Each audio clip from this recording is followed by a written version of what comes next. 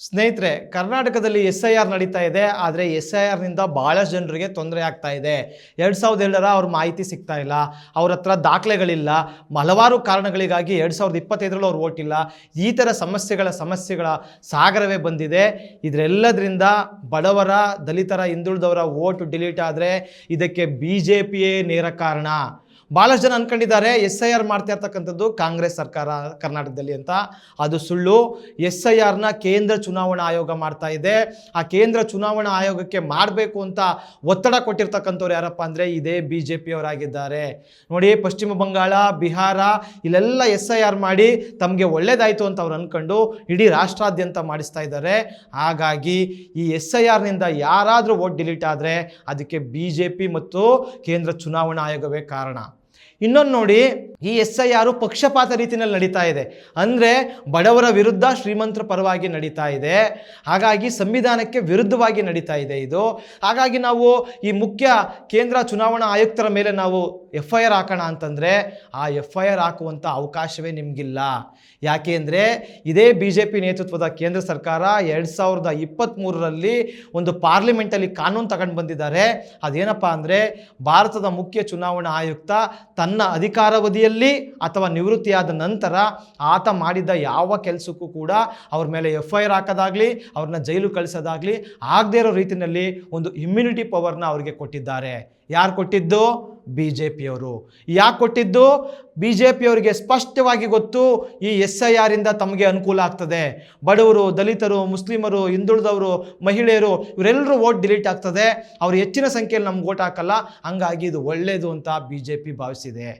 ಇನ್ನೊಂದು ನೋಡಿ, ಮುಖ್ಯ ಚುನಾವಣಾ ಆಯುಕ್ತ ಜ್ಞಾನೇಶ್ ಕುಮಾರ್ನ ನೇಮಕ ಮಾಡಿದ್ದು ಯಾರು ಗೊತ್ತಾ?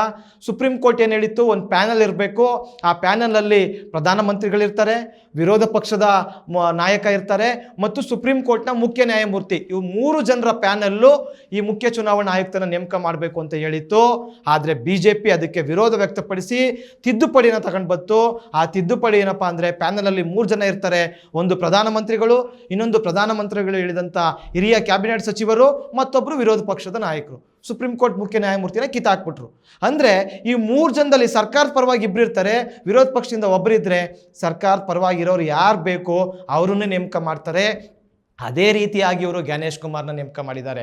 ಈ ಜ್ಞಾನೇಶ್ ಕುಮಾರು ಎಷ್ಟೆಲ್ಲ ವಿರೋಧ ಪಕ್ಷಗಳು SIR ಬೇಡ, ಇದರಿಂದ ಬಡವರು ತೊಂದರೆ ಆಗ್ತದೆ ಅಂತ ಹೇಳಿದ್ರು ಕೂಡ ಬಿಡದೆ ಇಡೀ ದೇಶಾದ್ಯಂತ SIR ಮಾಡ್ತಾ ಇದ್ದಾರೆ. ಬಡವರಿಗೆ ತೊಂದರೆ ಕೊಡ್ತಾ ಇದ್ದಾರೆ. 2007 ದಾಖಲೆ ತಗೊಂಡ್ಬನ್ನಿ, 2007 ನಿಮ್ಮದು ವೋಟರ್ ಲಿಸ್ಟ್ ತಗೊಂಡು ಬನ್ನಿ ಅಂತಕ್ಕಂಥ ವಿಚಾರಗಳನ್ನ ಹೇಳಿ ಜನರ ದಿಕ್ಕು ತಪ್ಪಿಸ್ತಾ ಇದ್ದಾರೆ. ಹಾಗಾಗಿ ಈ SIRನಿಂದ ಯಾರಿಗೆ ತೊಂದರೆ ಆದರೂ ಕೂಡ ನೀವು BJPಯವ್ರನ್ನ ಕೇಳಬೇಕು, ಯಾಕೆ SIRನ ಮಾಡಿಸಿದ್ರಿ, ಯಾಕೆ ಈ SIRನ ತಗೊಂಡು ಬಂದ್ರಿ. BJPಯವರು ಇನ್ನೂ ಒಂದು ಹೇಳ್ಬಿಟ್ರು, ಪಶ್ಚಿಮ ಬಂಗಾಳದಲ್ಲಿ ಸುವೇಂದ್ರ ಅಧಿಕಾರಿ ಹೇಳ್ತಾನೆ SIR ನಡೆದ್ರೆ ಪಶ್ಚಿಮ ಬಂಗಾಳದ ಚುನಾವಣೆಯಲ್ಲಿ ನಮಗೆ ಪೈಪೋಟಿನೇ ಇರಲ್ಲ, ಸುಲಭವಾಗಿ ಗೆಲ್ತೀವಿ ಅಂತ. ಫಲಿತಾಂಶ ಅದೇ ಆಗಿದೆ. ಪಶ್ಚಿಮ ಬಂಗಾಳದ ಸುಲಭವಾಗಿ ಗೆದ್ದಿದೆ.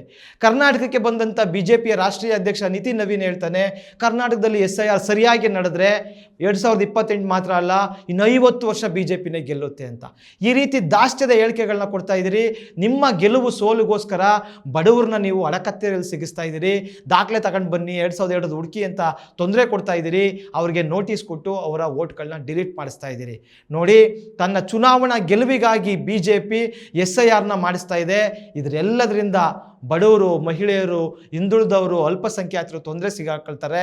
ಹಾಗಾಗಿ ಈಗ ಕರ್ನಾಟಕ ನಡೀತಾ ಇರ್ತಕ್ಕಂಥ SIR ನೋಡಿದ್ರೆ ಇದರಿಂದ ಕನಿಷ್ಠ 1 ಕೋಟಿಗೂ ಅಧಿಕ ಜನರಿಗೆ ಒಂದು ನೋಟಿಸ್ ಬರ್ತದೆ. ಅವರೆಲ್ಲರೂ ದಾಖಲೆ ಕೊಡಬೇಕು. ಬಹಳಷ್ಟು ಜನರಿಗೆ, ಬಡವರಿಗೆ ದಾಖಲೆ ಕೊಡೋಕ್ಕಾಗಲ್ಲ. ಅವರೆಲ್ಲರೂ ವೋಟುಗಳು ಡಿಲೀಟ್ ಆಗ್ತದೆ. ಹಾಗಾಗಿ ಅದಕ್ಕೆ ಅವಕಾಶ ಮಾಡಿಕೊಡ್ಬಾರ್ದು. ಈ ಒಂದು SIR ಪ್ರಕ್ರಿಯೆಯನ್ನು 6 ತಿಂಗಳು ನೀವು ವಿಸ್ತರಿಸಬೇಕು.